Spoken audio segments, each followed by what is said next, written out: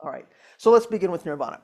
So nirvana is usually paired with samsara, so we have to talk about both of these things. We can't really talk about one without the other. So samsara is this world of greed, anger, delusion that leads to suffering. So I suggest pulling out your handout from last week while we're talking about this and looking again at the wheel, because that middle ring of the wheel has the 6 realms of samsara. When we talked about the 12-fold chain of causation, that was the outside rim, and then the middle rim was the 6 realms of samsara. Sometimes we call that the rokudo. So those 6 realms are, and I think they're on your sheet, the heaven realm.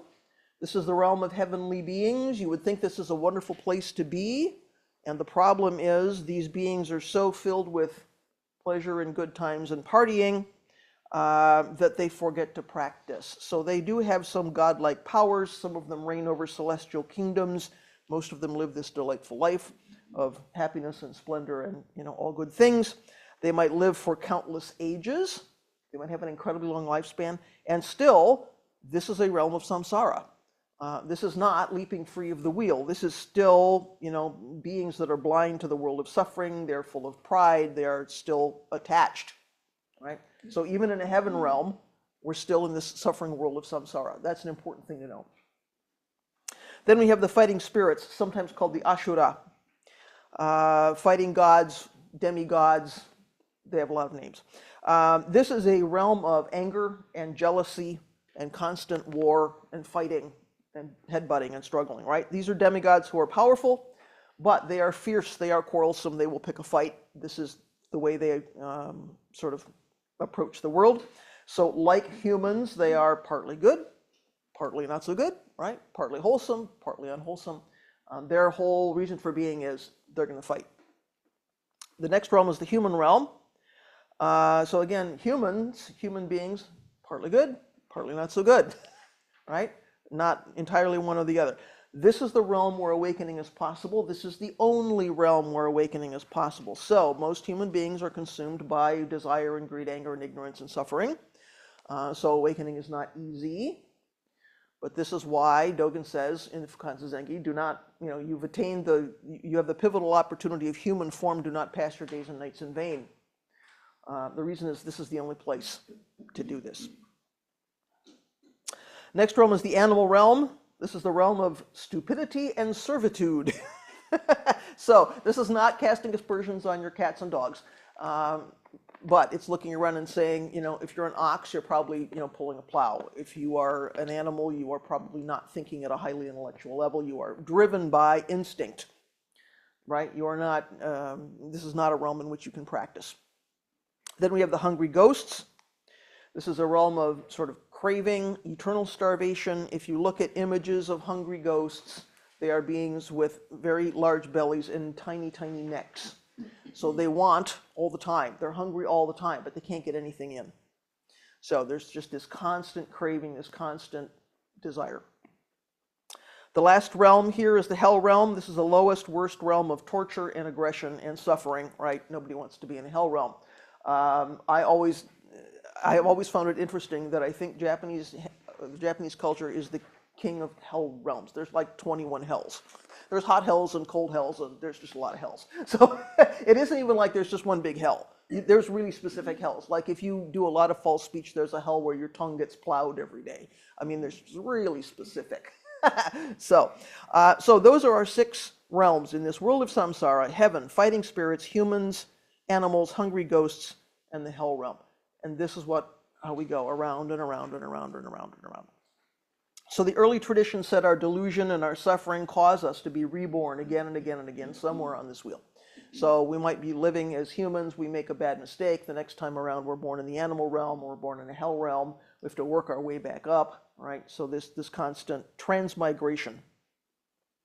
So what realm you land in your next life depends on what you do in this life. So where you practice and you completely understand the nature of self and you let go of the 3 poisons, then you finally leap free from this wheel of 6 realms altogether. And you go somewhere else called nirvana. So when you look at how this wheel is usually drawn, there's Yama, the god of death, the lord of death, that's hanging onto this wheel, right? So what do we want to do? We want to leap free from this entire situation. and then we end up in a place that somehow we call nirvana. So this is the process in the early teachings of coming to deeply recognize, deeply understand Buddhist truths, like Four Noble Truths and Eightfold Path, and how suffering arises and all of that stuff. If we deeply, deeply see that, not just as an intellectual exercise, but like we really, really get that, right? Then we reach enlightenment or attain awakening or catapult ourselves somehow to nirvana. Then we're never, if that happens, supposedly we're never reborn again, never born again into this world, the suffering world of samsara. But this is a process that in this tradition takes many, many, many, many lifetimes. So in the early teachings, it takes Shakyamuni something like 500 lives as a bodhisattva before he's finally born as Siddhartha Gautama and actually achieves this awakening and leaps free, right? So by doing good, our conditions might improve bit by bit by bit until finally, ultimately, you get to be reborn as a monk. Because lay people and women, of course, can't possibly leap free of this wheel. You have to be a monk, and you have to practice, and then you have this opportunity, right? So you could, when you're a monk and you leave home and you leave behind your family and your social obligations, you can spend all your time practicing. That is your pivotal opportunity, finally, to leap free of this wheel. So I'm being a little bit snarky about that, right? But so if you were a lay person or you were a woman, the best you could hope for was be reborn as a monk. That was your chance. Okay, so samsara is a place where these three poisons and our suffering feels like the world is on fire. Sometimes when I'm talking about how are we just moving through the everyday world and we know that there's suffering in the world, let's say things like how are we, encountering this world on fire. Something's on fire. Nirvana is a place where those fires get blown out, and that's the root of this word. Those fires of delusion and confusion and three poisons and suffering get literally blown out. So it's like blowing out a candle, right? So as we saw last week in talking about the four undeniable realities, nirvana is where we've seen, again, this true nature of the self. The fires of delusion and suffering have gone out. We're no longer creating the conditions for rebirth, going around and around and around on this wheel.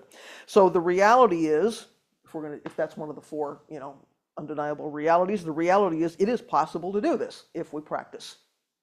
We take on the Eightfold Path. And again, the human realm is the only realm in which we can actually take that on. If we're animals, we're not thinking about that. If we're in the heavenly realm, we're distracted. We don't think we're suffering. If we're fighting spirits, we're spending all of our time fighting, right? So human realm, this human life is where we get to practice. So this is why we hear our ancestors saying, practice as though your head was on fire. Practice right now, don't waste your time, because this is your chance. Okay, now when we talk about samsara and nirvana from the Mahayana perspective, things are a little different because the teaching is samsara and nirvana are both right here. There is no leaping off a wheel and going somewhere else at some future time, leaving behind something which is separate and going to somewhere else in the future. There is only here and now. And samsara and nirvana are both right here.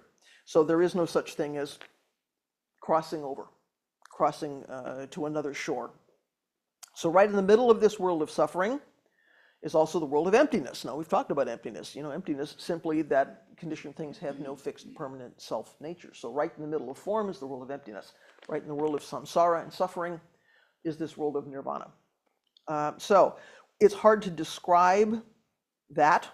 We're functioning in this world of karmic conditions, and at the same time, we see that impermanence, we see the emptiness, we see the interconnectedness, we see that this small self, our ideas about small self is a fabrication.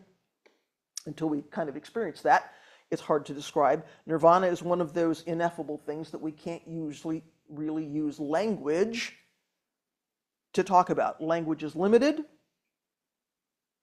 because like all conditioned things, it arises from something. Nirvana is unlimited, unconditioned reality. So there's no way to wrap our intellectual brains around that. There's no way to put words around that, right? So in conditioned reality, our view of the world is based on the ways we're conditioned to think, our habituated responses, our limited experience, our understanding, the assumptions we get from our culture, our training, whatever.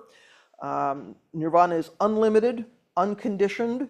It's said to be like waking up from a dream and then realizing that that dream is an illusion, right? You take a nap, you sleep real hard, you have some kind of a dream, you wake up and you realize, oh, that existence that I thought I was living in this dream is completely a story.